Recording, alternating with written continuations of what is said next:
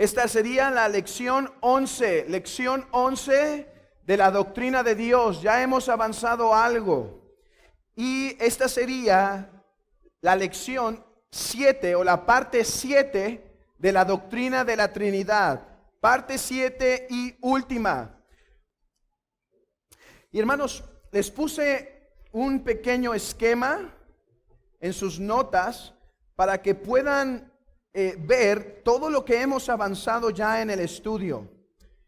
En primer lugar, hemos visto en este tiempo de estudio de la Trinidad que Dios es uno. Dios es uno, hermanos. La Trinidad no habla de tres dioses. En segundo lugar, hemos visto que Dios es tres personas eternamente distinguibles la una de la otra. Hermanos, ahora pueden agregar esa frase a su conocimiento. No solo es tres personas.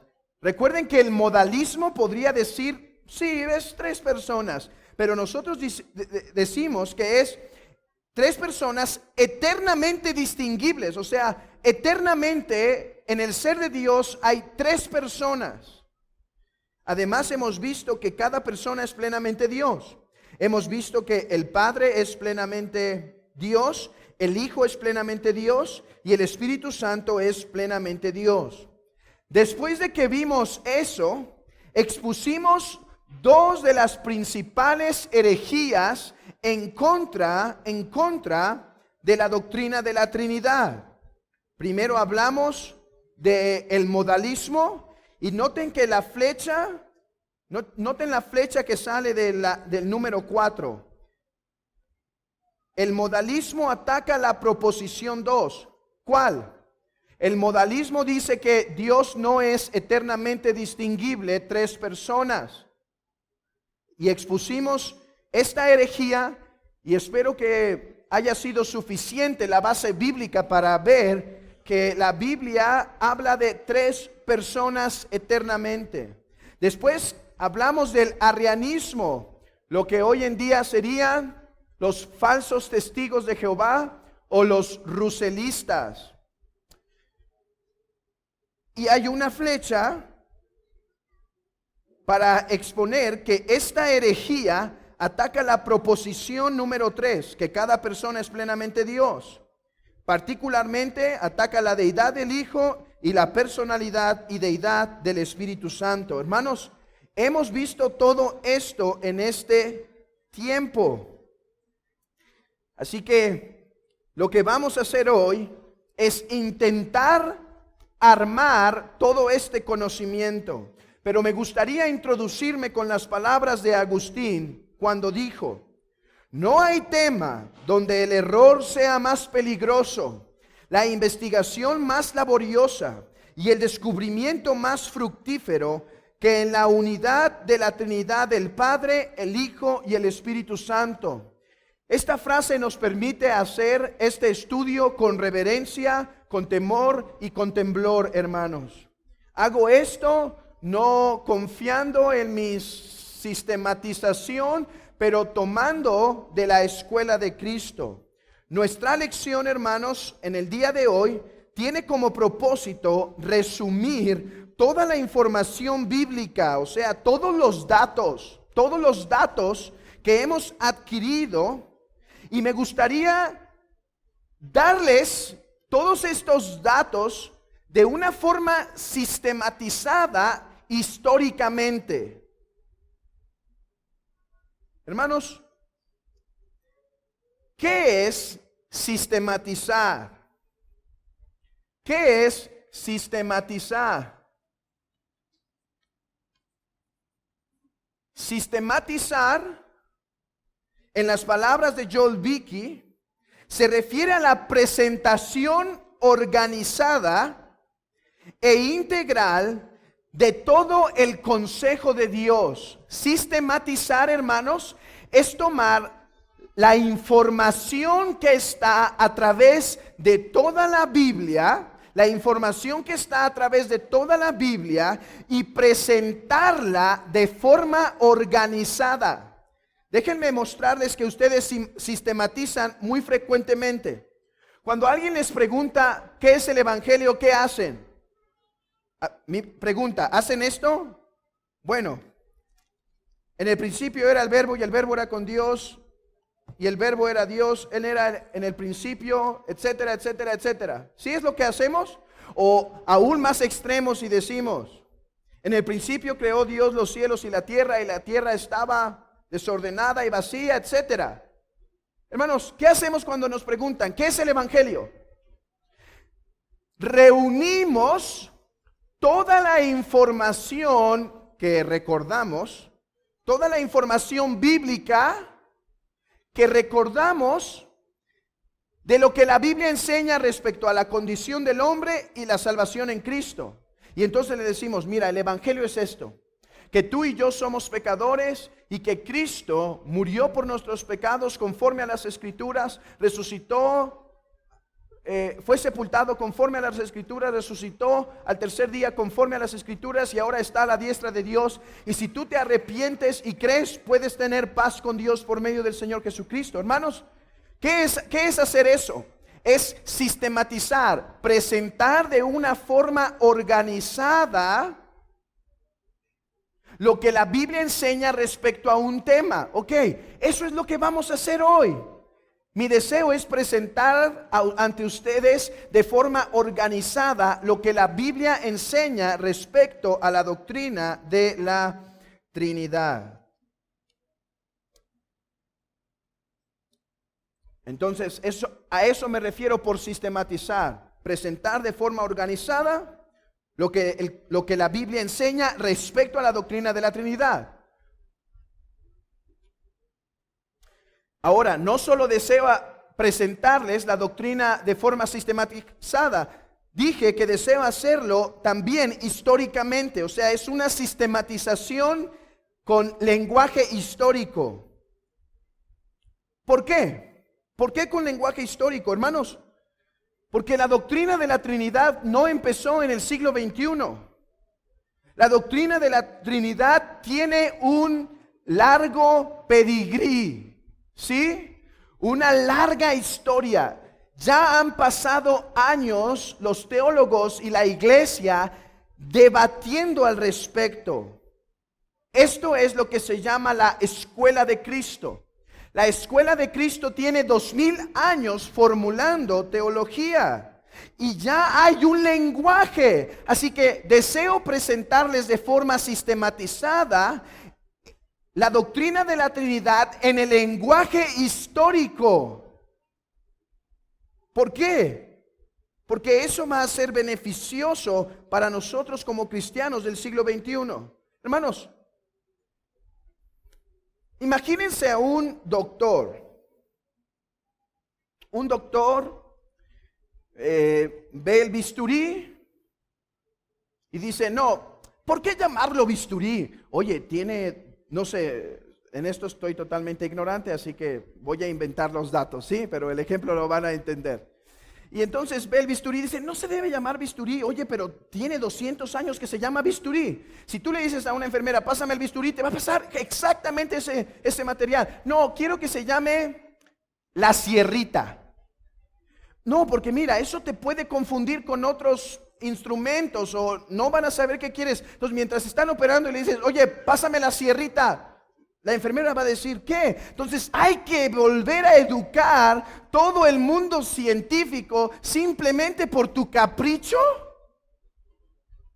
Hermanos, es lo mismo que no intento hacer el día de hoy. Es exactamente eso lo que no quiero hacer.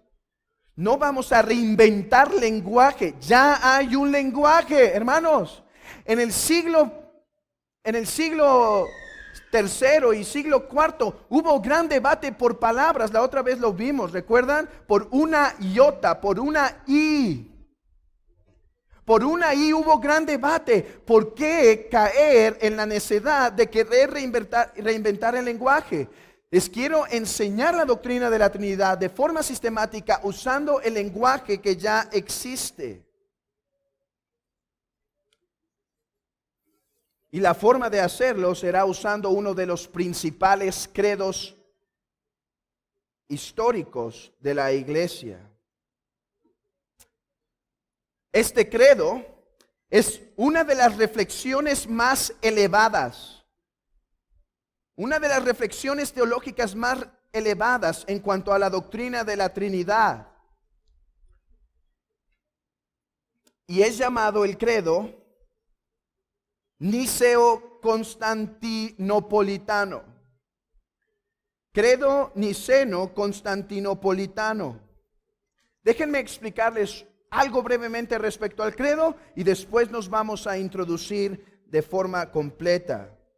Hermanos, enseñar la doctrina de la Trinidad de esta forma, como he dicho, tiene una gran ventaja, que podamos acostumbrarnos a los términos teológicos que la iglesia ya ha usado por 2000 años, ya se ha formulado. Hermanos, estos términos en ocasiones pueden ser difíciles. No es para que cuando vayan al centro empiecen a usar estos términos difíciles en el banquito. No les van a entender. Sin embargo, al leer un libro de teología sistemática que yo les pueda proveer esto, va a ser más fácil entender lo que están leyendo. Por ejemplo, si leen Berkov usa muchos términos que espero poder transmitir el día de hoy.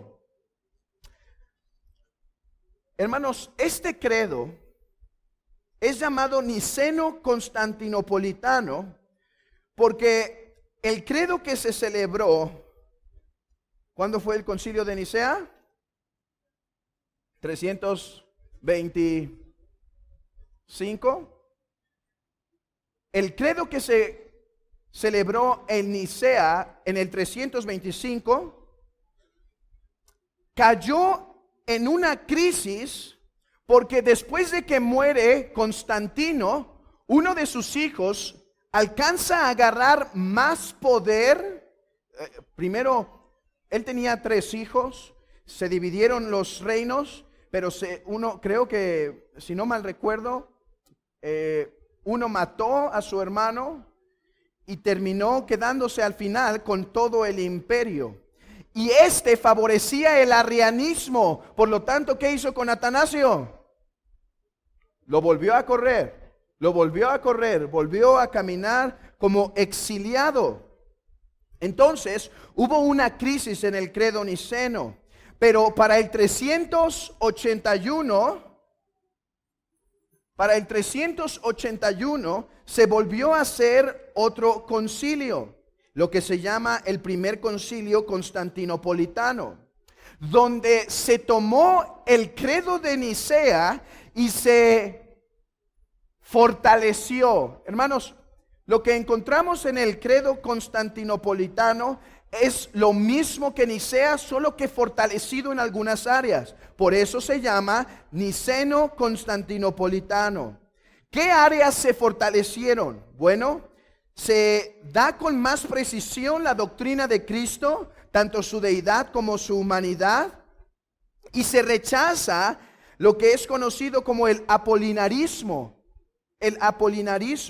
que surgió en ese tiempo. Además, el credo niceno termina diciendo, y creemos en el Espíritu Santo, pero en gracias en gran parte a Gregorio Nacianceno, por si alguien está buscando nombres para sus hijos, Gregorio Nacianceno, gracias a él y a sus famosas 5 oratorias, la doctrina del Espíritu Santo, y también gracias a lo que se llaman los 3 capadocios, Gregorio o Basil el Grande se llama, Basil el Grande, se diría así.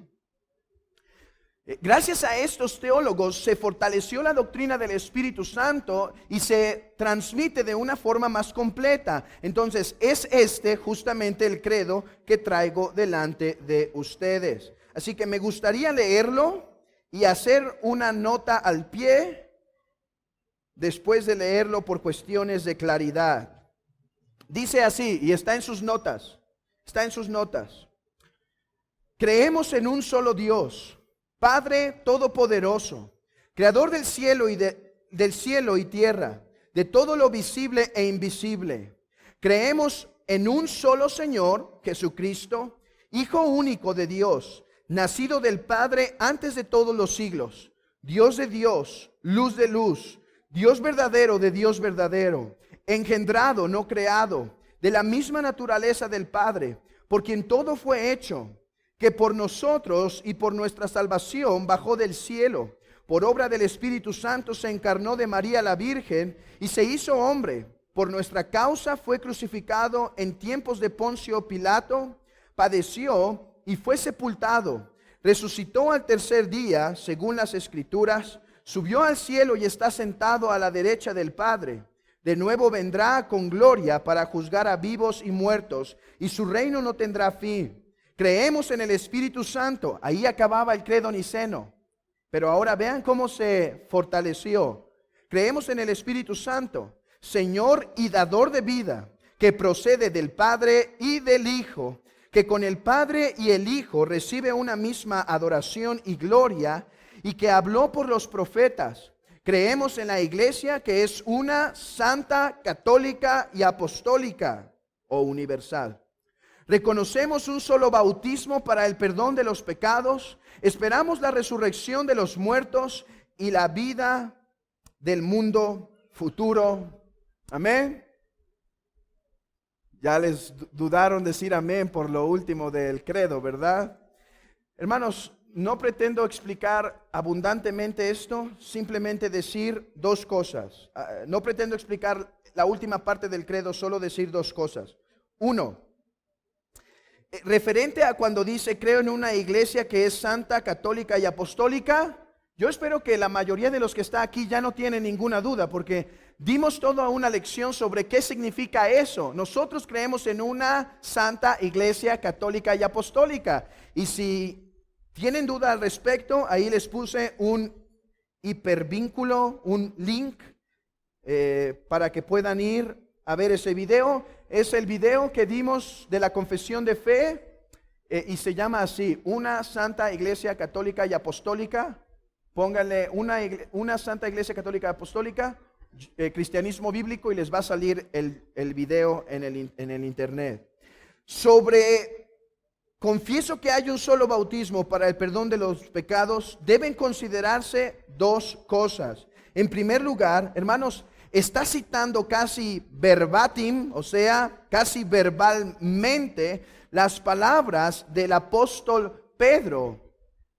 Las palabras del apóstol Pedro cuando dice del bautismo para salvación.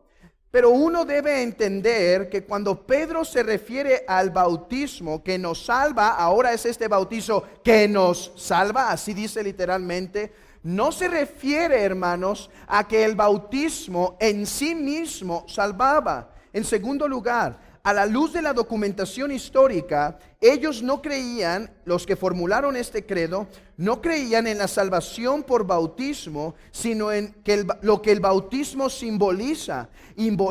Evidencia de esto se puede encontrar en los tratados históricos. Así que yo no tengo ningún problema en recitar esas palabras, porque están citando literalmente las palabras del apóstol Pablo. Y en segundo lugar, ellos no querían hablar de una salvación por bautismo. Pero hermanos, el bautismo simboliza la salvación y por eso se puede hablar en ese lenguaje. Por eso es que aún teólogos como Juan Calvino recibieron este credo niceno-constantinopolitano sin ningún problema y lo integraron a su doctrina porque sabían que ellos no habían intentado hablar de la salvación por bautismo. Que los otros lo tuerzan para que enseñe eso es otra cosa, pero originalmente no significa eso. Hermanos, el símbolo está tan ligado a lo que simboliza, o sea, el símbolo está tan ligado a lo que simboliza que en ocasiones los reformados cuando levantaban el pan decían, este es el cuerpo de Cristo que por vosotros es partido. Y ellos absolutamente negaban la transubstanciación, pero es que el elemento simboliza tan real el cuerpo de Cristo, que ellos podrían decir eso. Igual en el bautismo. Por eso el apóstol Pedro puede decir, ahora el bautizo que nos salva. No está hablando de salvación por bautismo. Entonces, eso como como una nota al pie. Si alguien quiere saber más al respecto, con gusto estaría dispuesto a platicar y explicar. Ahora, si simplemente no lo quieren usar, está bien, tampoco es obligatorio que lo usen. Vamos a quedarnos con el aspecto trinitario. Y esta lección se va a dividir en 3 secciones. Vamos a ver, en primer lugar, que el credo que tenemos delante de nosotros es monoteísta. Recuerden que lo que vamos a hacer hoy es simplemente sistematizar todo lo que ya hemos visto en las palabras históricas de la iglesia. En segundo lugar, el credo reconoce las 3 personas como divinas, 3 personas divinas. Y en tercer lugar, el credo manifiesta las propiedades particulares de las 3 personas. Ok, comencemos con el monoteísmo. Dice el credo: creemos en un solo Dios. Hermanos, es claro, ¿no? El credo confiesa un monoteísmo. Así que toda la formulación que vamos a hacer de la Trinidad a partir de este momento es una formulación monoteísta. Hermanos, esto es lo que la Confesión de Fe de Westminster también enseña cuando dice en el capítulo 2, párrafo 1: no hay sino un solo Dios. Y noten el lenguaje de la Confesión de Londres de 1689. El Señor nuestro Dios es es un Dios único, vivo y verdadero, cuya subsistencia está en Él mismo y es de Él mismo, infinito en su ser y perfección. Así que ellos confiesan un monoteísmo. En segundo lugar, el credo reconoce las 3 personas divinas. Reconoce 3 personas divinas. El Padre es Dios. Noten el lenguaje del credo: Padre todopoderoso, creador de cielo y tierra, de todo lo visible e invisible. El Hijo es Dios, Señor Jesucristo. Aquí por Señor se le atribuye divinidad. Además se menciona que es Dios de Dios y luz de luz, Dios verdadero de Dios verdadero. Estas palabras, hermanos, dejan sin lugar a dudas que el credo niceno constantinopolitano, hermanos, de aquí en adelante voy a decir simplemente credo niceno, así se usa el lenguaje para no decir la frase tan larga. Pero el credo niceno dice claramente, cree claramente en la divinidad del Hijo, Dios de Dios, es Dios en sí mismo, luz de luz. Este es un lenguaje poético que se tomó de Atanasio. Atanasio hablaba de que así como el sol no puede dejar de revelar, no solo desprende calor, pero da luz, así como el sol no se puede separar de la luz, así Cristo es luz de luz. O sea, es igual al Padre, el resplandor del Padre, Dios verdadero de Dios verdadero. Además se dice, de la misma naturaleza del Padre, por quien todo fue hecho. Esto quiere decir que Jesucristo es consubstancial al Padre. Esta es una palabra que pueden aprender, hermanos, consubstancial.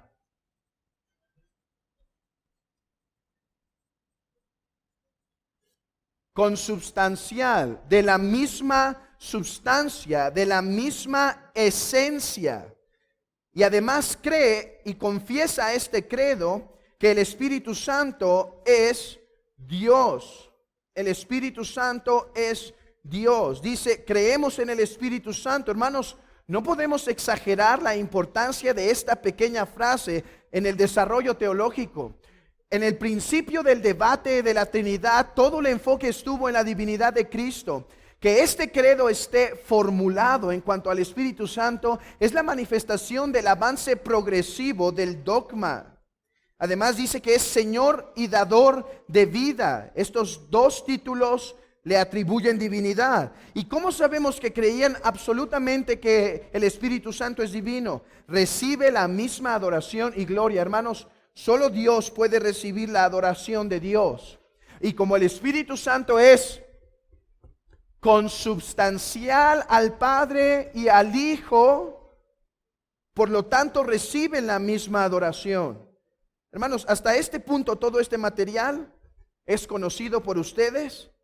Simplemente lo he intentado expresar en su forma histórica a través de este credo. Ahora vayamos a lo que nos va a ocupar la mayor cantidad de tiempo y esfuerzo y la parte quizá más complicada de esta lección.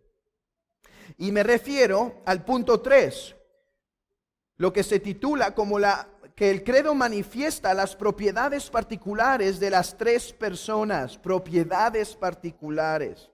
4 preguntas me gustaría contestar en esta sección. En primer lugar, ¿qué son las propiedades particulares? En segundo lugar, ¿cómo podemos conocer las propiedades particulares? En tercer lugar, ¿por qué son importantes las propiedades particulares? Y en cuarto lugar, ¿cuáles son las propiedades particulares? Comencemos en primer lugar con definir qué son las propiedades particulares.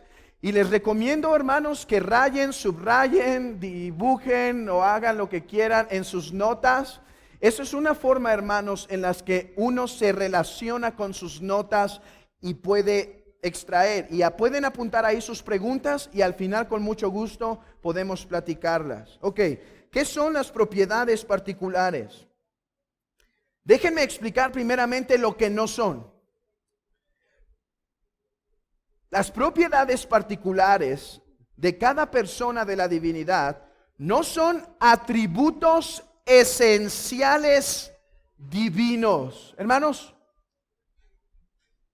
¿puede un atributo divino ser poseído solo por una persona de la divinidad? Piensen conmigo. ¿Puede un atributo divino ser poseído única y solamente por una de las personas de la divinidad? No. ¿Por qué? Por consubstancial. Porque si hay un atributo divino esencial a la divinidad, si hay un atributo esencial a la divinidad que solo posee el Padre, por ejemplo, hermanos, entonces Cristo no goza de la misma substancia del Padre, porque goza en parte de la substancia excepto en ese, ¿sí?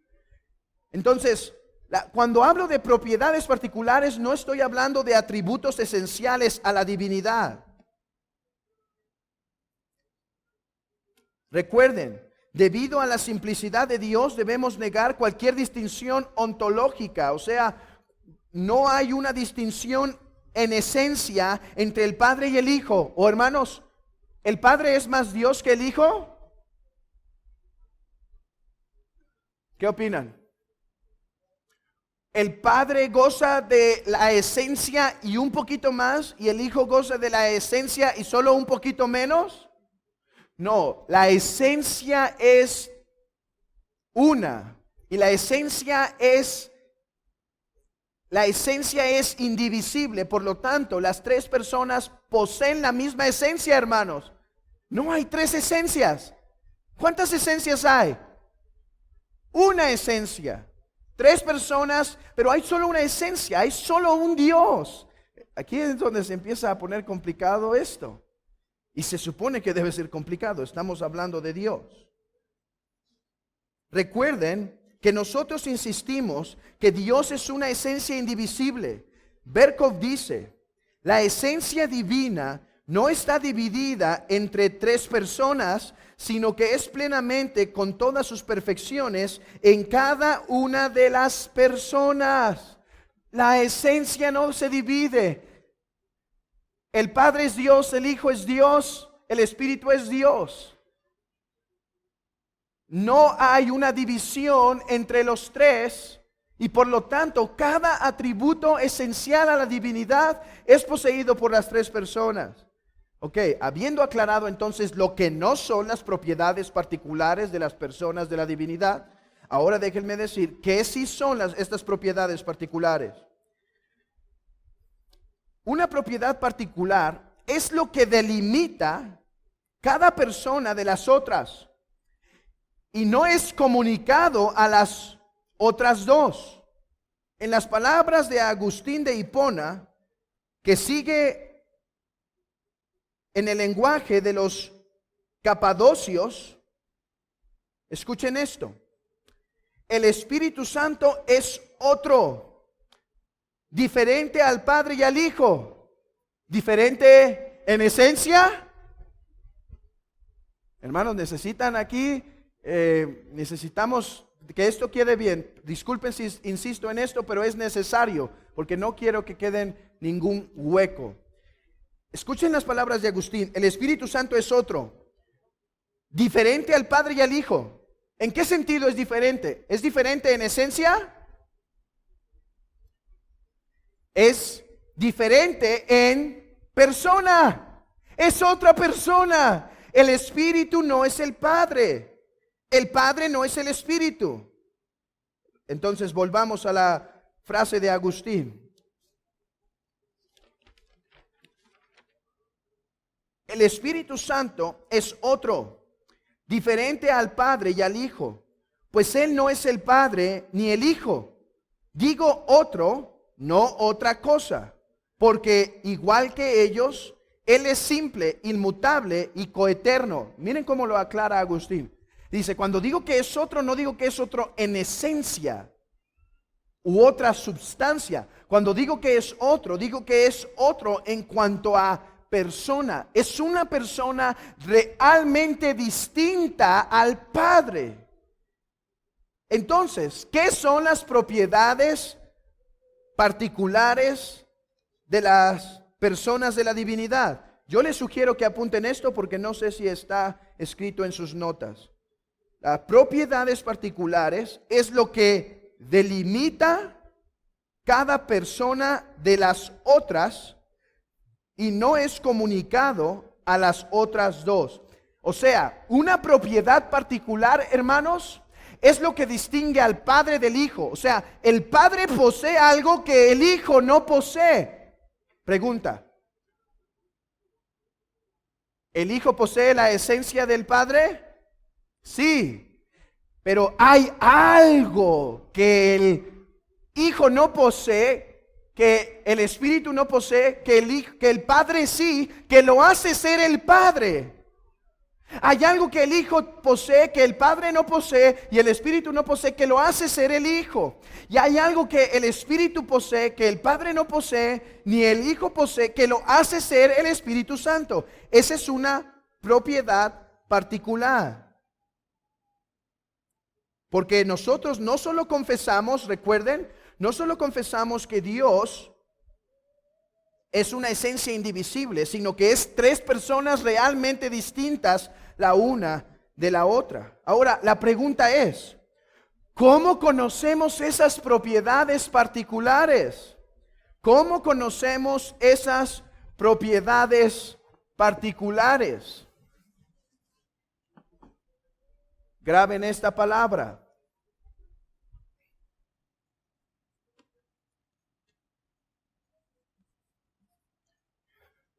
Misiones.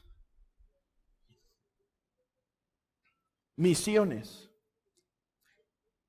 Conocemos las propiedades particulares del Padre, o la propiedad particular del Padre, del Hijo y del Espíritu Santo a través de las misiones. ¿Qué son las misiones? Las misiones son las operaciones externas de la Trinidad, particularmente reveladas en la redención. Hermanos, si es necesario repetir algo, lo puedo repetir. Quiero que esto quede claro. Yo me deleito en esto. Esto es hermoso, hermanos. Las misiones son las operaciones externas. ¿Por qué operaciones externas? ¿Dios tiene operaciones internas? Sí. Dios tiene una vida interna entre el Padre, el Hijo y el Espíritu Santo que se llaman operaciones internas. ¿Podemos conocerlas? Solo a través de las misiones, o sea, a través de las operaciones externas de la Trinidad. Repito, las misiones son las operaciones externas de la Trinidad, particularmente reveladas en la redención. Déjenme explicar a qué me refiero.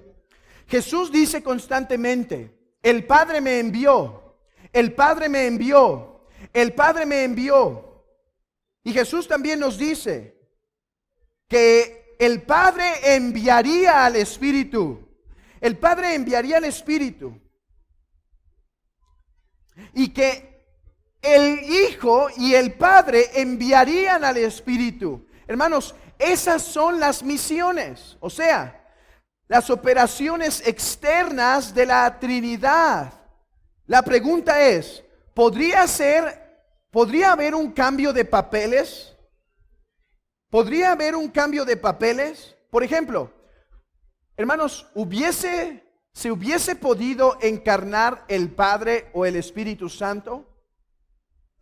Los teólogos han dicho, no porque Jesús sea menos Dios y lo haga capaz de hacerse hombre, sino porque hay patrones que se revelan en las Escrituras que nos dicen lo que Dios es eternamente, o sea, una relación, un orden en la Trinidad que se nos revela cuando Dios actúa externamente. Y ese orden nos hace conocer que el Padre posee una propiedad particular, no un atributo, porque los atributos pertenecen a los tres o a uno, a los tres. A las tres personas, porque participan de la misma esencia.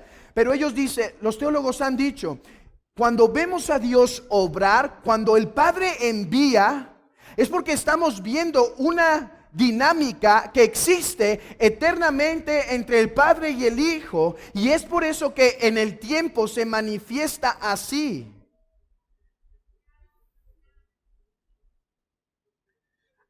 En otras palabras, la muerte, el ministerio, la muerte y resurrección de Cristo muestran algo de lo que la Trinidad ha sido eternamente y es. Recuerden, si hay dudas, escríbanlo. Vamos a pasar a la siguiente pregunta. ¿Por qué son importantes conocer las propiedades particulares? Su importancia es doble. En primer lugar, teológicamente y en segundo lugar, prácticamente.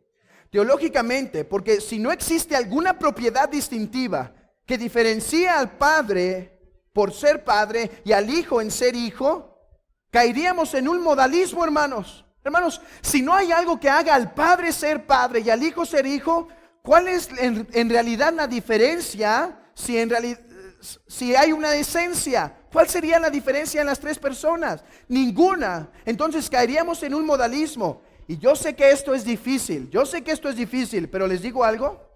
La ignorancia de algunos pastores y líderes religiosos de esta doctrina, ustedes tienen responsabilidad de saberla, pero los pastores, principal responsabilidad. La ignorancia de esto es lo que yo creo que ha llevado a la iglesia evangélica del siglo XXI a confesar una Trinidad con su boca, pero profesar un modalismo con su adoración. No se reconoce por los himnos un Dios trino. No se reconoce en la adoración un Dios trino. No se reconoce en la predicación un Dios trino. Porque en realidad hay confusión sobre si en realidad hay tres personas o hay una propiedad particular que hace al Padre Padre, al Hijo y al Espíritu Espíritu. Así que es de suma importancia. Dice un autor, estas propiedades particulares funcionan como el vínculo para mantener las distinciones entre las tres personas de la divinidad sin comprometer la unidad y simplicidad de Dios. Ok, teológicamente, entonces es necesario conocer las distinciones si no caemos en un modalismo. En segundo lugar, teológicamente, hermanos, conocer las verdaderas distinciones o propiedades particulares del Padre, del Hijo y del Espíritu nos hacen en no caer en herejías. Miren esto. Bueno, herejías o errores doctrinales que pueden caer en herejías. Por ejemplo, el libro de Wayne Grudem, La Teología Sistemática. ¿Todos conocen el libro de Wayne Grudem? Ancho. En general, el libro es bueno, es una buena teología sistemática. Obviamente difiero en varios puntos, pero es una buena teología sistemática. Hermanos, ¿cómo es que Wayne Grudem no cree, hasta donde tengo entendido, y si no él, este ejemplo queda para nuestro punto. Según entiendo, Wayne Grudem no cree en las propiedades distintivas entre propiedades particulares del Padre, del Hijo y del Espíritu Santo. ¿Cómo entonces diferencia entre el Padre y el Hijo? Él dice, son distintos porque el Hijo siempre es subordinado al Padre. Y hablan de lo que es conocido como la subordinación eterna del Hijo, hermanos. Eso fue justamente lo que estaba rechazando el credo niceno. Es justamente lo que estaba rechazando. Entonces, conocer verdaderamente, cuáles son las distinciones particulares, nos libra de querer imponer otras distinciones sobre la Trinidad. Y prácticamente, hermanos, es porque el Padre posee una propiedad particular que nosotros podemos tener comunión particular con el Padre.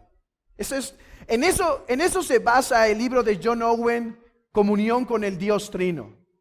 En esto se basa, en este punto teológico que parece seco, complicado y sin mucho significado. Un libro de casi 300 páginas o más, con letra pequeña, se basa en que el creyente puede tener una comunión particular con el Padre, porque el Padre posee una propiedad particular que nos hace relacionarnos directamente con Él. Lo mismo con el Hijo y lo mismo con el Espíritu Santo. Nuestra comunión es con el Padre, con el Hijo y con el Espíritu, porque son tres personas distintas que poseen una propiedad particular, cada uno de ellos. Cada una de ellas, cada una de las personas. Ok. ¿Cuáles son las propiedades particulares? Bueno, el Padre engendra y el Padre expira.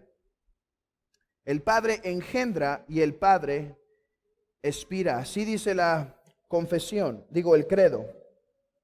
El credo dice que el Padre engendra al Hijo y que el Espíritu procede del Padre, o sea, expira al Espíritu. Estas son dos propiedades particulares del Padre que lo hacen ser Padre. Esto es lo que lo diferencia de ser hijo. Vamos a Juan capítulo 1. Juan capítulo 1.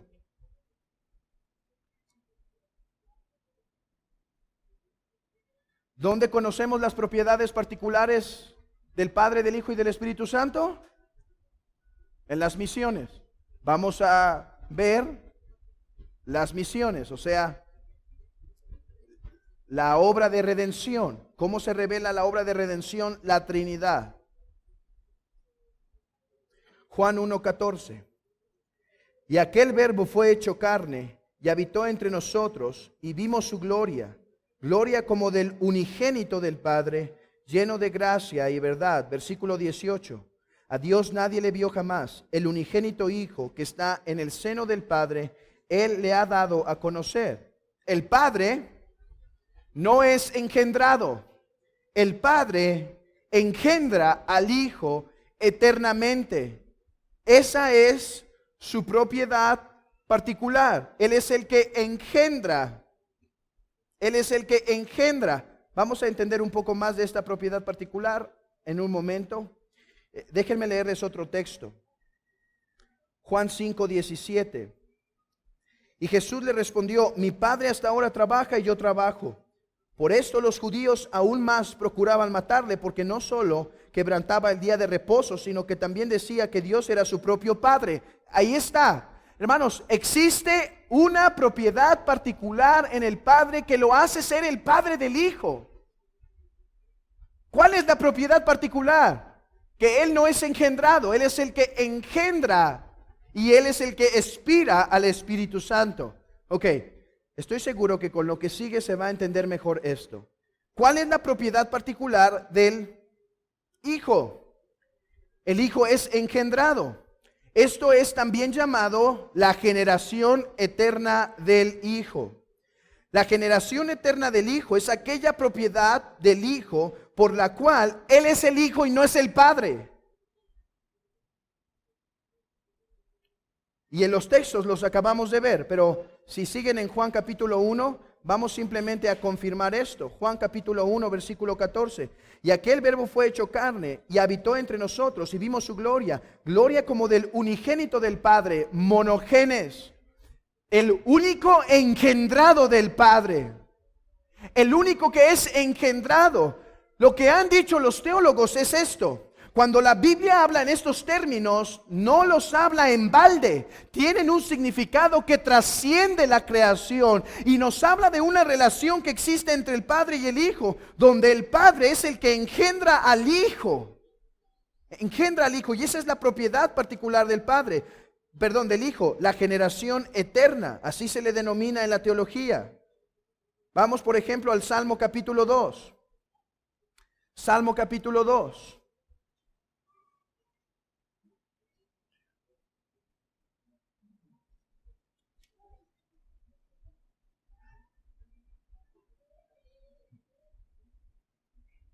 Versículo 7. Yo publicaré el decreto. Jehová me ha dicho, mi hijo eres tú, yo te engendré hoy. Yo te engendré hoy. Ahora, muchos han argumentado que este texto no habla de la generación eterna del Hijo, que habla de la entronación que Hebreos anuncia. Y yo contesto con las palabras de este autor. Te he engendrado hoy tiene implicaciones no solo en cuanto a la resurrección de Cristo, sino a su eterna relación con el Padre. Es demostrada con Hebreos 1:5. ¿A quién de los ángeles dijo, mi hijo eres tú, yo te he engendrado hoy? Mi hijo eres tú, yo te he engendrado hoy. El Padre y el Hijo poseen una relación donde el Padre engendra y el Hijo es eternamente engendrado. Hay un texto en Primera de Juan capítulo 5 versículo 18. Sabemos que todo aquel que ha nacido de Dios no practica el pecado, pues aquel, vayan a ese texto, vayan a Primera de Juan 5, 18.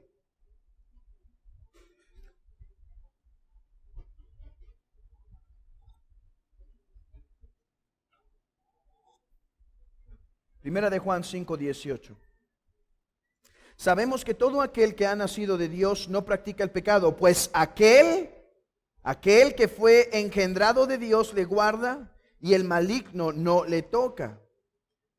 El punto de estos teólogos es que esto no solo habla de la encarnación de Cristo, esto habla de una relación, de una propiedad particular que el Hijo ha poseído eternamente, que lo hace no ser el Padre, sino ser el Hijo. Hermanos, esta propiedad es esencial, es parte de la esencia divina. Es una propiedad particular, pero la esencia divina la comparten todos, ¿sí? Repito eso. Ok, me gustaría hacer 4 observaciones sobre la generación eterna del Hijo. En primer lugar, es un acto. En nuestro lenguaje, por ejemplo, generación implica tiempo, pero esta generación es descrita como eterna. Esto quiere decir que no tiene principio ni fin, es un acto eterno. La generación eterna del Hijo. Hermanos, yo sé que este lenguaje es complicado, pero escuchen esto. Vuelvan a su credo. Bueno, al menos a las hojas donde está el credo. Si lo quieren hacer suyo, está bien. Si no, nada más vayan ahí. Vamos en el párrafo 2. Dice: creo en un solo Señor, Jesucristo, Hijo único de Dios, nacido de Padre desde antes de todos los siglos, Dios de Dios, luz de luz, Dios verdadero de Dios verdadero, engendrado, no creado. Hermanos, ¿por qué pusieron esto en el credo? ¿Saben por qué? Porque querían decirle a Arrio, tú dices que Jesucristo no es Dios, nosotros decimos que sí, porque es eternamente engendrado. Hermanos, este lenguaje no es para decir que Jesucristo no es Dios, es para decir que es Dios. Que su propiedad particular es ser eternamente engendrado. Vean, eso es el problema de que estamos tan alejados de los credos históricos. Hoy sentimos que decir generación eterna o eternamente engendrado implica disminuir la divinidad de Cristo, e históricamente fue la forma de exaltar la divinidad de Cristo. Entonces, en primer lugar, entendamos que es un acto eterno. no tuvo un principio. El Hijo no tuvo un principio. Porque si el Hijo tuvo un principio, el Padre tuvo un principio. Ese fue el argumento de Atanasio. El Padre siempre ha sido Padre, por lo tanto siempre ha tenido el Hijo.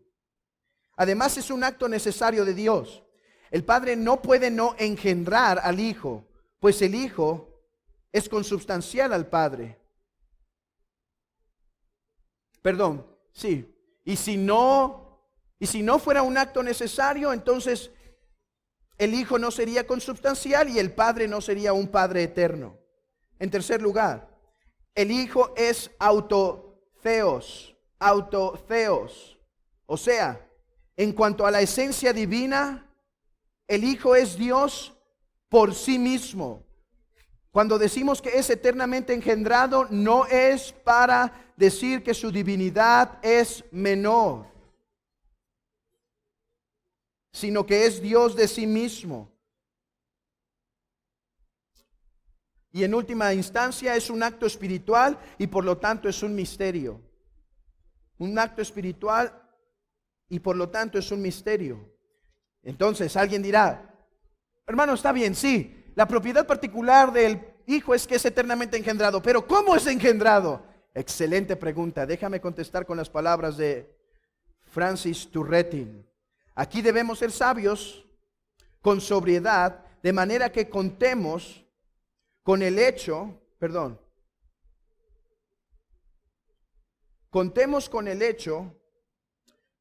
no debemos estar odiosamente ocupados con nuestros pensamientos en definir o incluso buscar el modo, el cual es completamente incomprensible, sino dejar todo aquel que es el perfecto conocedor de sí mismo. Si me preguntan cómo, no sé. Lo único que sé es que el Hijo es eternamente engendrado y que el Hijo no tiene principio ni tendrá fin.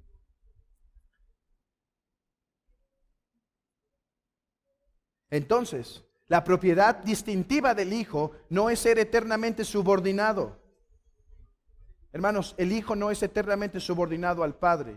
El Hijo es eternamente Hijo. ¿Por qué el Hijo se encarnó y no el Padre? No porque el Hijo era menos o subordinado eternamente, sino porque dentro de la economía trinitaria, dentro del orden, eso es lo que significa economía. Economía quiere decir orden. Orden dentro de la casa es lo que significa la palabra griega. Eco, casa, nomía, ley. El orden en la Trinidad o las propiedades particulares de la Trinidad hacían que la propiedad particular del Hijo fuese la más apropiada para hacerse carne. Pero no era que es menos Dios y que lo hacía propio hacerse el Hijo. Fue un acto voluntario y Él es igual a Dios que el Padre. Ok, terminemos con la propiedad particular del Espíritu Santo. Su propiedad particular es que Él es expirado, o sea, procede del Padre y del Hijo. Vuelvan al credo niceno. Vuelvan al credo niceno. Párrafo 3.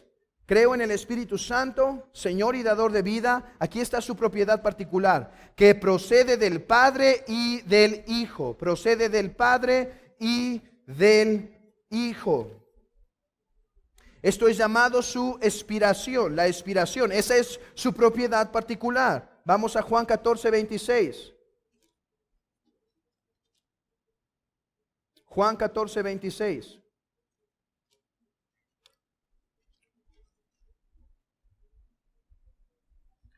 Mas el Consolador, el Espíritu Santo, a quien el Padre enviará en mi nombre.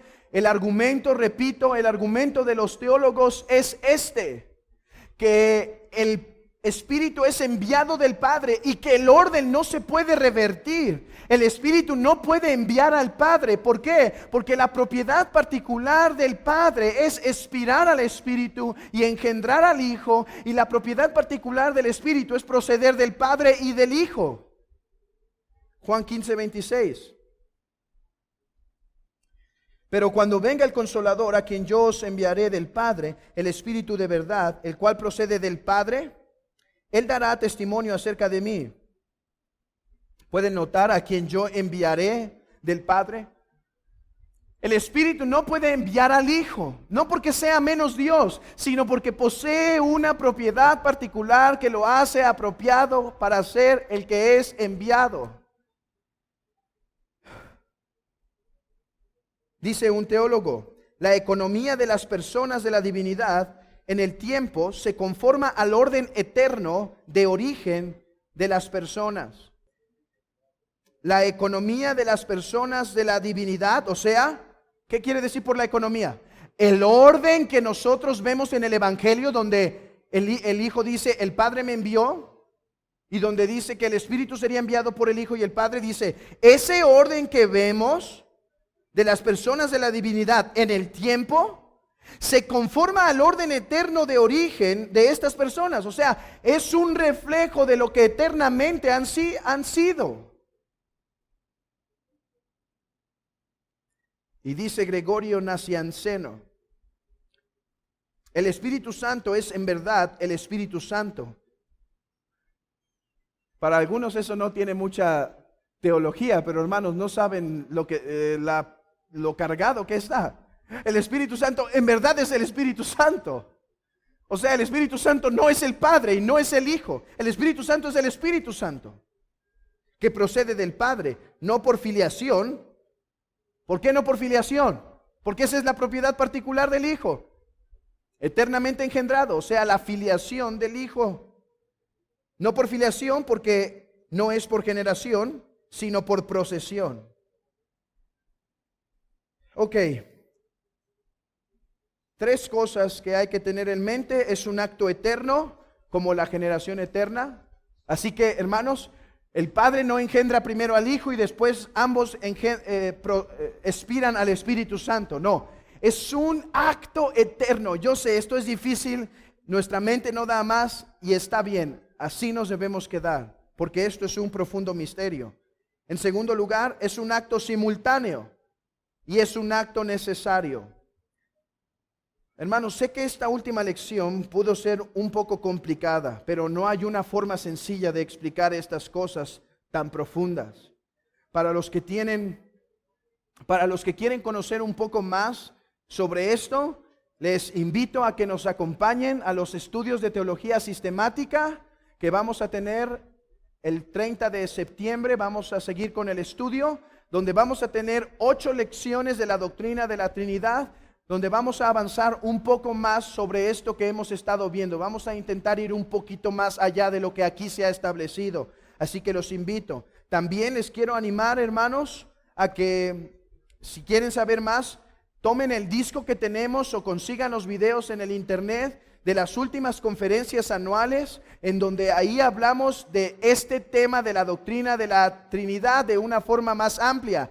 Yo espero que los que estuvieron en esas conferencias que acabaron un poco mareados, ahora hayan podido cachar un poco más y comprender un poco más de esto. Hermanos, la teología profunda y pesada se mastica despacio.